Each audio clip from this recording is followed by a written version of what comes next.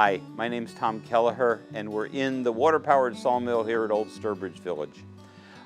Sawmills were the most common kind of mills you'd find in most upland country towns a couple hundred years ago, because logs are heavy, not worth very much per pound, and so you didn't want to drag them more than a few miles to have them sawn into lumber.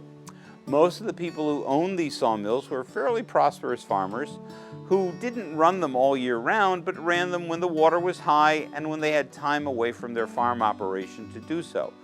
For most people, that meant late winter, early spring, when the logs were fresh, brought in over the winter snow by their neighbors, dragged in with oxen, and then the logs would be sawn up with the melting snow, which made the rivers higher and provided good water power, into whatever dimensions of lumber the neighbors needed. Boards, planks, timbers, like the bill we're standing in is made out of. The sawmill is a fairly simple machine in that sawmills like this have been around since around 1200 AD. So it's 100, 200 years older than, say, spinning wheels in the grand technological scheme of things. Basically, it's a straight blade. Our blade is about 6.5 feet long, and a water wheel. Ours is basically a big lawn sprinkler.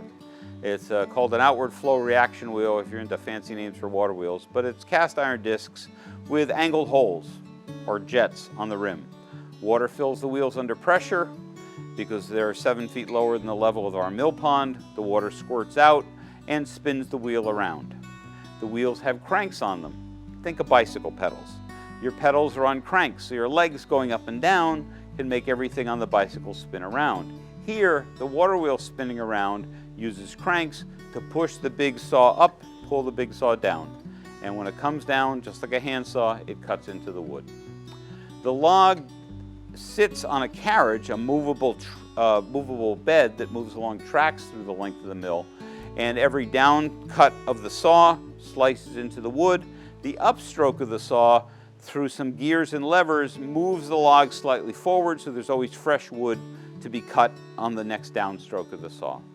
So up moves the log ahead, down slices into the wood.